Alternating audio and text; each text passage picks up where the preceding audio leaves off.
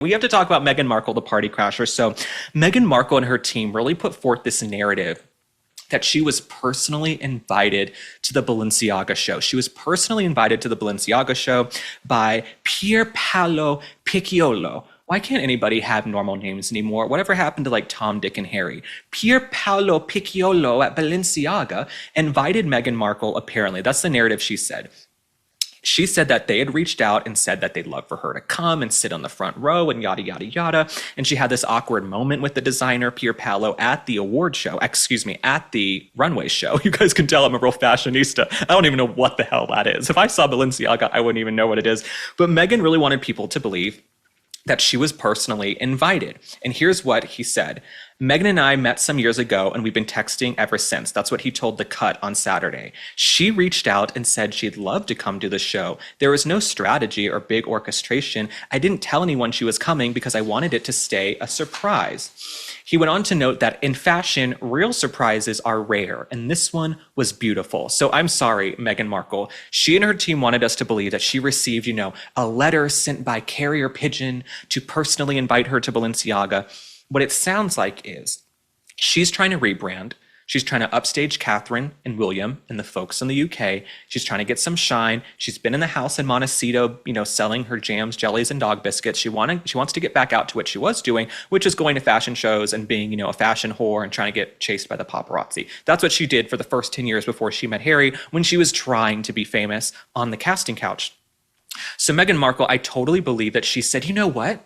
I'll stop by the fashion show. And it reminds me of when you first start dating someone, let's say you're dating someone long distance and you're like, oh, I'm in your neighborhood. I'm in your neighborhood tonight. Do you want to grab dinner? You've been circling the block for an hour.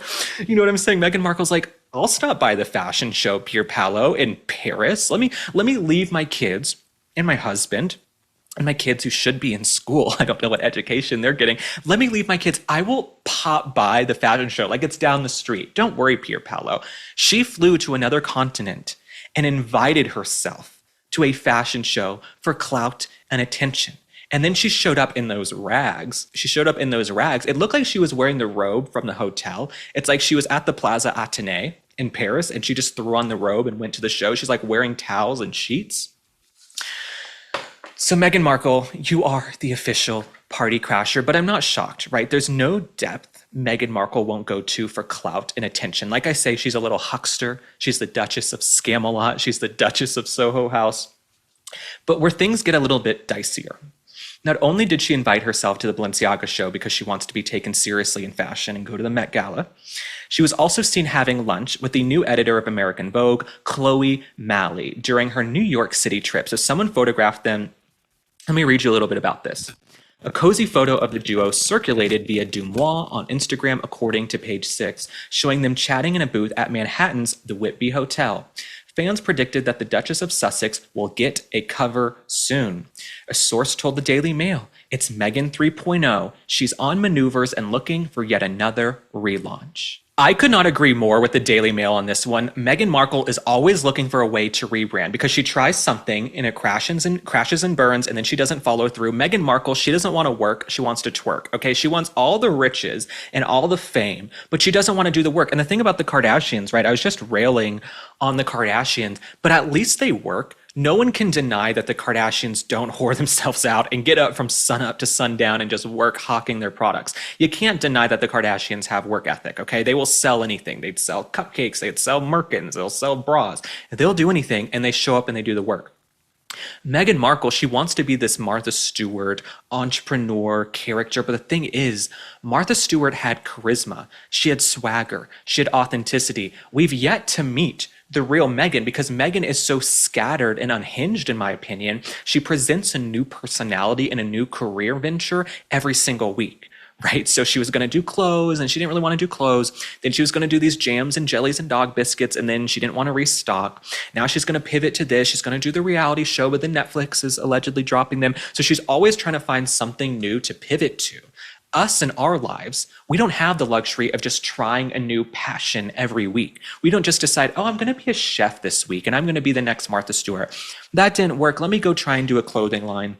Oh, then I'm going to try to get into this. Then I'm going to get into tech and AI and wellness. We don't have the luxury of doing that, but Meghan Markle, because she's part of this Democrat liberal elite living in a mansion in Montecito, she has the luxury of trying all these things. I would be very shocked if she got a Vogue cover, because Meghan Markle, I think her favorability is very low. I think there's a select group of people who maybe haven't been paying much attention, who see Meghan Markle as popular. They still see her as a member of the royal family. For us, we see Meghan Markle as a joke. Okay, we see Meghan Markle as a total fraud and a total joke. But apparently some folks who do want to hear from Meghan Markle are the women at the Fortune's Most Powerful Women Summit. You can't make this up, you guys. Meghan Markle is going to speak at Fortune when the only reason she has a fortune is because she married well. Meghan Markle is not some great entrepreneur. The only thing she did well, and I'll give her credit for this, the one thing Meghan Markle did well, she married into royalty, okay? And then she couldn't even carry that through, okay? She fumbled the bag. She married the most eligible bachelor on earth, Prince Harry, and then that crashed and burned. So Meghan Markle, she goes to speak at Fortune's Most Powerful Women Summit, and she talks about how she has a really lean team. She likes to have a lean team. Let's take a look. Being able to now have my own business, it's very different than being on set. And even the set for With Love Meghan, that's a crew of 80 people. It's still a very large crew. But for my business, I've been very decisive about having a lean team. Only a delusional wannabe Duchess would say she has a lean team of 80 people working on her show. And I don't care what she says, okay? She says she has a lean team for her brand. You should have a lean team for your personal brand, because your personal brand doesn't do anything, okay? Your personal brand, you don't even really want to sell those products anymore. You did 1 or 2 launches and then you said you're not restocking till 2026. What do you need 100 people for, Meghan Markle? But to say she has a lean team when there were 80 people working on that horrible reality show, and she moved pretzels, you guys. She had 80 people working on that reality show With Love Meghan. She was moving pretzels from one bag into another. Okay, this is not a genius here. This is not, Anthony Bourdain. This isn't Martha Stewart. She moved pretzels from a bag to another. Okay, and then she made like bespoke candles or some BS like that. But she purports herself to be this high-profile business founder. You know what I don't want to hear from? I don't want to hear from business founders. I want to hear from business success stories, right? Everybody can found a business. Anybody can start an LLC and go online and do the paperwork. Okay, I feel like I'm teaching an economics class. Anybody can found a business and start something. But I want to see, what are your sales, right? What are your projections? Are you meeting benchmarks? Are you selling out every single time? That's what I want to know. So Meghan Markle, she calls herself a female founder. She's more like a female flounder, in my opinion, because she's floundering to find something to glom onto for relevance, because she knows in her heart of hearts. Meghan Markle knows in her heart of hearts, she blew it. She blew it. She totally, totally blew it, like she probably used to do on the casting couch in Hollywood. She blew it with the royal family. She could have stayed over there eating crumpets and scones and going to ribbon cuttings and been royalty. She lasted 18 months. She lasted 18 months and she absconded to the United States. Then she turned around and she shanked them. She shanked her in-laws. The Queen, Queen Elizabeth II, in her dying days, is being shanked by Meghan Markle, who's accusing them of racism, mistreatment, apparently locking her away and being negative for her mental health. That's what Meghan Markle did in the Queen's dying days. So for her to come around like she's this woman who supports women and she's this founder, it's a bunch of crap. It's a bunch of buffoonery, tomfoolery, and malarkey to cover the fact that she knows she blew it. And something else Meghan Markle blew is her Netflix deal. She now says that her Netflix deal, it's a good thing. It's a good thing that it's come to an end. Let's take a look at that clip. My husband and I were in an overall deal with Netflix, and then not dissimilar to Higher Ground and the Obamas deal. Once that had come to its term, the extension of it, which was such an incredible sign of the strength of our partnership, was now being in a first look deal, which is also exciting because it gives us flexibility to go to our partners first, and then at the same time to be able to shop content that might not be the right fit for Netflix, but has a home somewhere else. So I think my intention would be to have really bespoke, small retail collaborations. There she is using that word bespoke again. You can tell people are full of crap when they go around being like, bespoke, bespoke. No, who really knows what bespoke means? I'm tired of people using the word bespoke, okay? Talk like an American, okay? Meghan Markle says she grew up over a garage in, Compton or wherever. Talk like that. Let's end all of this. We're judging and loving and kissing and hugging and making bespoke candles. No, just talk like a human being, okay? I want to see Meghan Markle when the cameras aren't around. But if you notice, she invokes the Obamas. She thinks she is up there with Barack and Michelle Obama. And I say up there loosely because Barack and Michelle Obama, they're trash. But she really thinks she's up in this echelon with the Obamas. Like the Obamas and their company, we're doing a first look deal. No. If you were bringing home the bacon for Netflix, they would have signed you again. Okay, you would be doing more seasons. Okay, they're giving her a little Christmas special. And then apparently they're doing the Christmas special in November. That is not a good sign. Netflix is not even letting her do the Christmas special in December within the near vicinity of the Christmas holiday. They're like, oh, you can do the Christmas special in November and we'll get it out of the way before our real holiday specials.